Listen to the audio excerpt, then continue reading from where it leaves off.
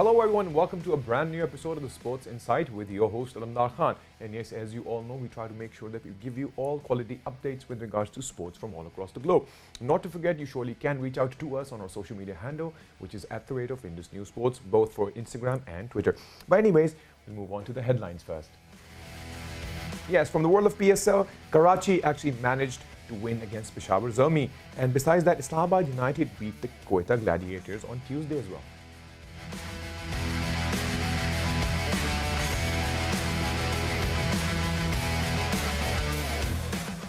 Yes, and from the world of rugby, Rob Louis and Jack Walker will not be playing the entire 2021 campaign due to injury.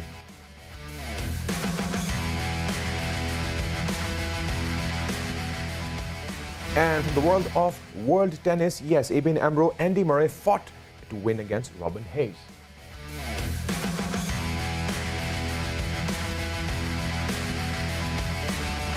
From the world of Premier League, not to forget, Manchester City won straight 21 games and their victory 4-1 over the Wolves.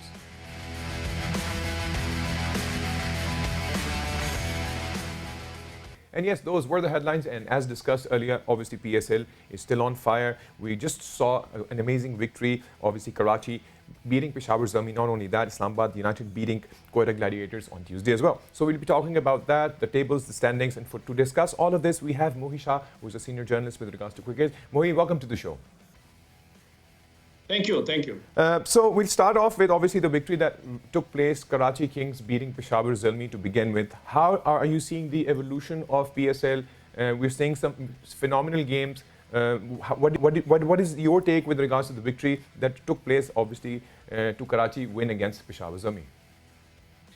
Yeah, this is an old story, a team winning the toss and then going on to win the match. Right. Batting second is the key here in this PSL. Right. And all the teams, you see all the teams these days, they go on to win the matches when they pick they win the toss of time. Right. So I think it is a bit strange, but it is the fact that toss holds pretty great importance here. Yes, and is there any particular reason why the other team is unable to stop those who've actually made that score or chasing the score? Because everybody is, you're absolutely right, easily chasing whatever scores on the charts, even if it's 188 like it happened today, and they eventually managed to win. So what would be the key? Because the point is, until and unless someone breaks this spell right now, it's not going to really take a good shape, right? Well, I think the thing is, the team batting first hasn't comprehended so far that this is not the right way to go for setting the target. Right. It's 190 around 200 even.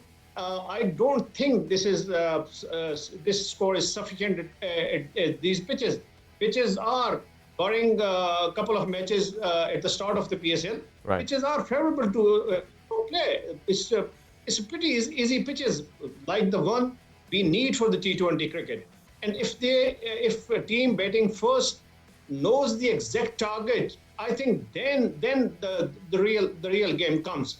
I think as such pitches, there is a requirement of setting around 220 target. Right. And that if you go to meet that target, then it will be difficult for the chasing team to hit that target.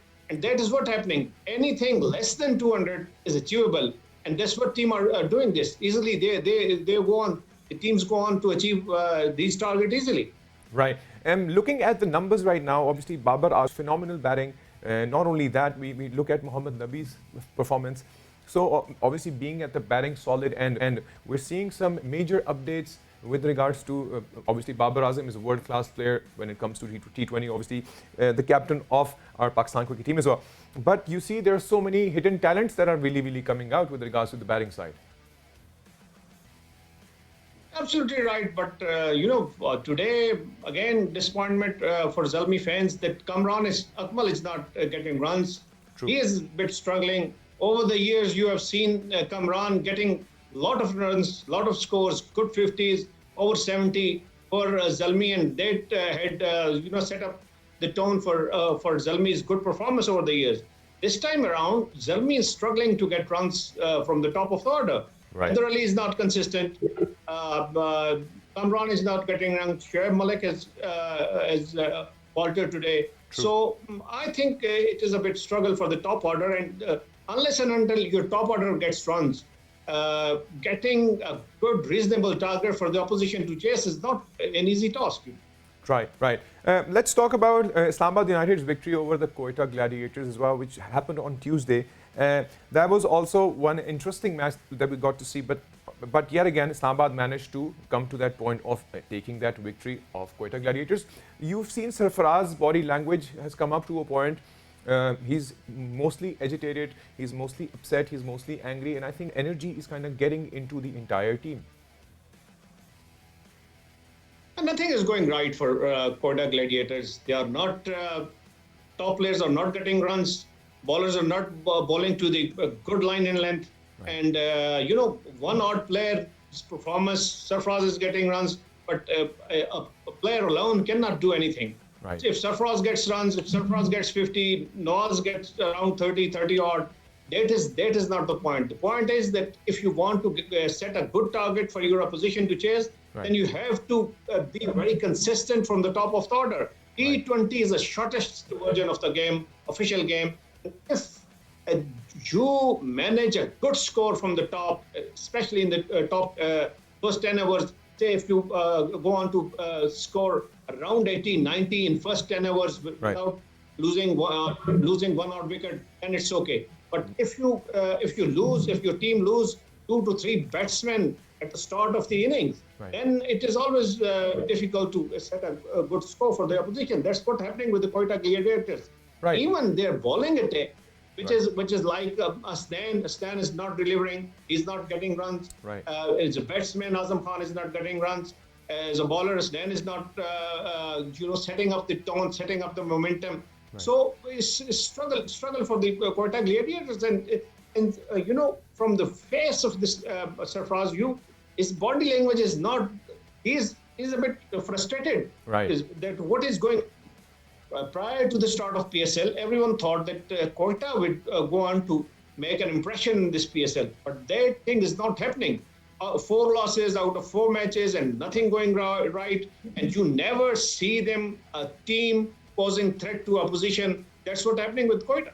Even Quetta managed to score 156 for 7. I remember Islamabad United started chasing, and in the first 3 overs, Islamabad United was 44, which is like a super instantaneous change in the batting order. Quetta Gladiator is lacking. I think there is some issue with regards to their leadership perspective. That is one of the problems. But the thing is that it's a team game. Cricket has always been a team game. If you go on to pose a threat for the other team, every component of the team will have to perform, will have to contribute to the team cause. That is what not happening with Quetta. Right. One odd player is getting runs, if he's getting wickets, he cannot make the a difference. And everyone and every bowler, in every department, you have to show something to get the best results for your team, and that is where Quetta is struggling. Agreed. Not only that, even if we look at the standings right now, obviously Karachi Kings is on top for now, followed up by Peshawar Zalmi. It is going to be an interesting change of events because when they move into Lahore, when the matches go on to Lahore's side, Qaddafi Stadium, how do you see that impacting the entire tournament? I think like we have seen in the National Stadium, Karachi, right, the pitches would be a bit difficult at the start for the first couple of days, I think. Right. Because in Lahore, you get a bit more purchase out of the wicket when it comes to a pace bowling. Right. But at the same time, there could be a factor of dew when it comes to playing at the Qaddafi Stadium, Lahore. Right. So let's see what is happening there. But right, it is all about setting the tone for the rest of the matches. And Quetta here has lost that grip, has lost that momentum. True. It is very, very difficult. It would be very, very difficult for Quetta to get into their acts together and go on to impress their fan following.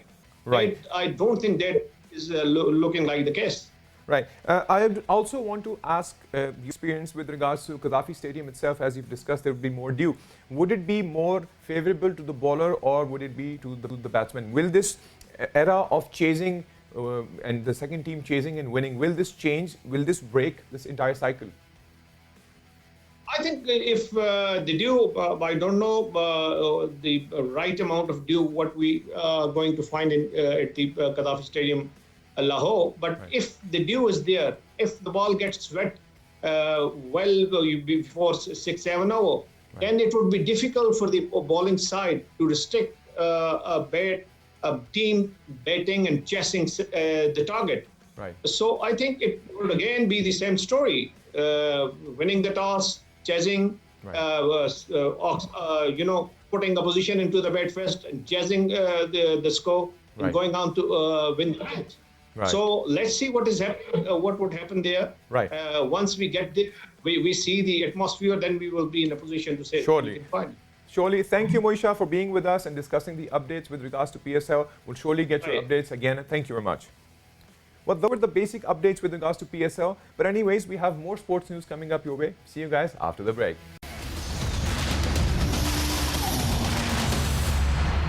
And welcome back after the break. And yes, we were discussing the world of cricket. Not to forget that as we gave the headlines, we talked about the rugby part as well. So yes, we're talking about the Super League season, which is definitely the most interesting thing that's happening.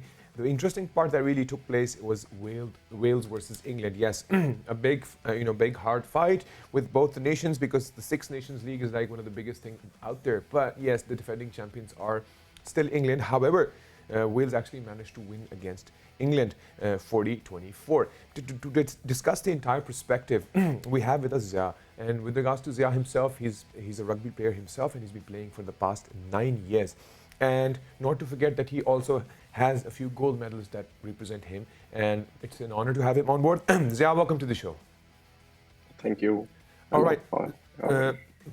Zia, we're going to talk about obviously the match that took place 40-24. Where Yeah. Wales obviously won against England, not to forget that obviously England is the defending champion. So how do you see this entire situation? Obviously, besides the fact that they won, England did have a blow Yeah. of having injured players. How do you see things developing for them ahead? Yeah, actually, it was a very interesting match. There were two controversial tries, you can say, which are going a lot of discussion is going upon them. So one of the try was the captain of England asked that he wants to talk to his team, as suddenly the ref blew the whistle and started the game, and all the England team was at a single spot. So it was a random try the Wales got. So that was one part of that. The water boys were on the pitch as well, which is not allowed to be on the pitch when the game is started. Right. So and the other try was a knock on, which was actually by the TMO that they said it was not a knock on. Right. The ball went forward after touching the knee. So those two were, you can say, very controversial tries which led Wales to win the match. So, I mean, like, besides the fact that, I think they would definitely be having an argument with regards to the management or maybe reaching out to the refs to ensure, like you said, it's still a controversy out there. But even then, having a lead of 40-24, don't you think it's like a big, big gap between both the teams? Yeah, absolutely. If you remove those tries, they still won the match. Right. But there is something called morale and the momentum of the game. When you get two tries like this, then the morale of the team automatically goes to the ground, and you're not as much motivated for the match. So that happens as well while you're playing. True, true. So, Let's talk even, I totally get the idea of the morale. Let's talk about the injuries. That, the two injuries that actually took place to a point that, they'll definitely be missing the future game. Like, Rob Louis will be missing the next upcoming season. And Jack Walker will not be playing again the entire 2021 campaign. So this is actually going to give a big blow to the team itself. So how do you see major developments in England's side? Because if they lost this game and they've lost two of their important players for the future and because of the injury, how do you see England defending the championship in the future? Yeah, it's actually it's a rugby league match, and it's a club match. You can say it's not Right. the England. It's a club from England. Right. So those two injuries are, I think, very important. Those positions are really important in the rugby. So Liu, the scrum half, who actually plays the game and who is kind of a playmaker in the game. Right. So and the other one is the fullback. So he is kind of a playmaker as well in some situations. So injuries happen in rugby. Everyone knows that, and Right. so it happens. Yeah, but it affects the team as well. True. Let's talk about injuries. Injuries is like, as you mentioned, that this is probably one of the club matches. I totally get the idea. But with regards to Yeah. injuries, there are so many concussions, and so many concussions. There are so many stories out there with regards to the injuries that rugby players have to go through. And sometimes, obviously, they even decide to retire quickly earlier because they just cannot take it, or their bodies cannot take it. So how do you see the development with that? Because for now, what's been told is that that the first 8 people and the entire perspective is like instantaneously there. They're out there to keep them, intact, and not ensuring that for instance, if someone gets a very hard blow, so they'll make sure that they take him off the field. How do you see that in the long run for the rugby players? Yeah, so a lot of progress has been made on this issue. So Right. the concussion is there. So as they are moving forward, they are restricting the rules Right. on tackles. Like you cannot tackle above shoulders. You cannot hit directly to the head. So there are rules being created and modified to for the protection of the players. Right.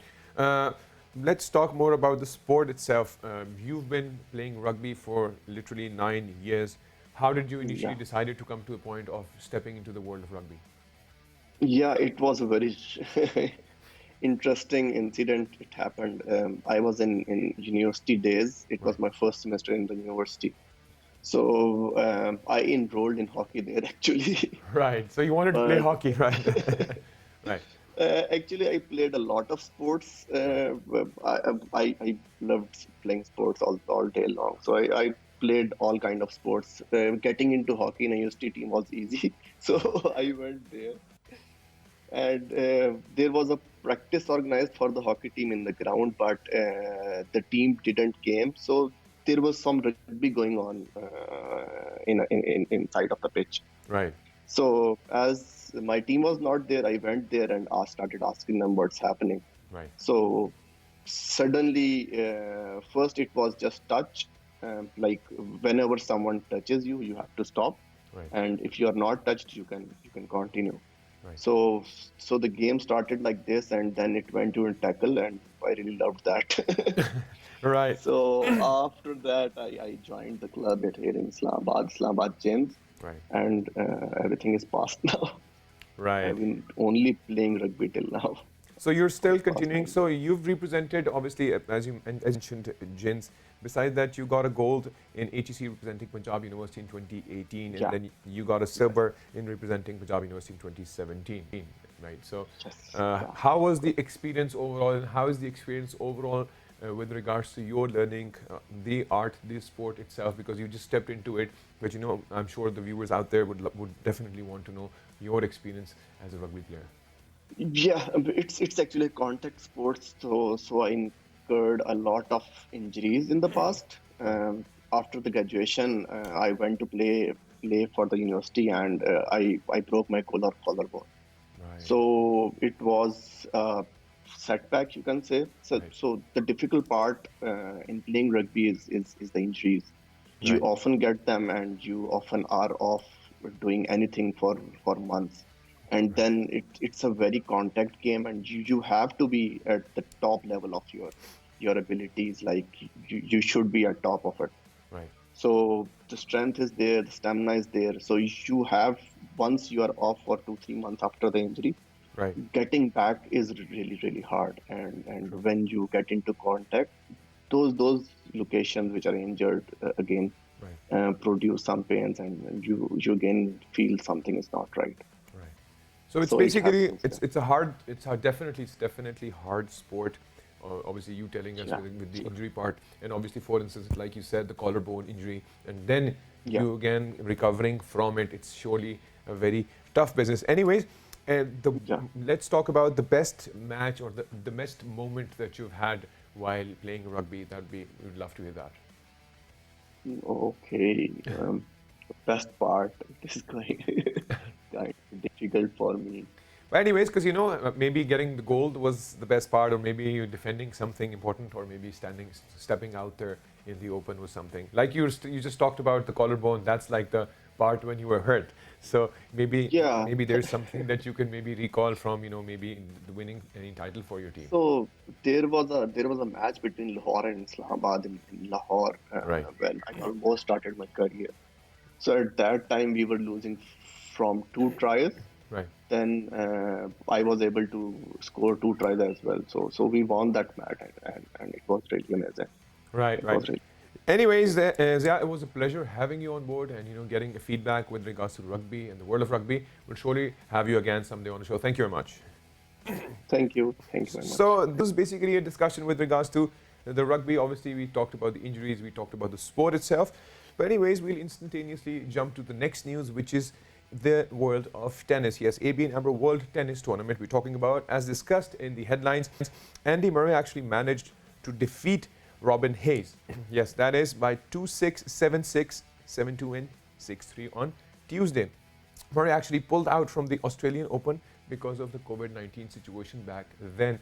But he's making his comeback because obviously with regards to the frustration that actually a lot of players went through during the COVID-19 situation and the protocol situation in Australian Open, a lot of them actually went back.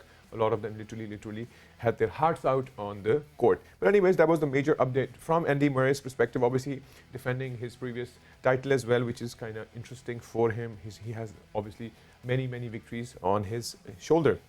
So that was the world of tennis. We'll switch over instantaneously with regards to the world of Premier League. Yes, the Premier League is still on, and yes, Manchester City is definitely on fire. Managed to beat the Wolves 4-1 on Tuesday. And as we always discuss the standings, and to be very honest about their standings, they're on top anyways. I wonder if any club could actually come to take a lead. And not to forget that they have secured their 21st successive victory. So I think there is no match for Manchester City up till now. And as per the charts, Manchester United is on number 2, and Leicester City is number 3, and West Ham is number 4. So now most of the clubs are actually trying to struggle to come up to the top 4 because there is no match or to come up to the top as Manchester City. But anyways, these were the major updates with regards to the world of football as well. Anyways, you guys can surely reach out to us on our social media handle, which is @Indus News Sports. Till then, take good care of yourselves and bye bye.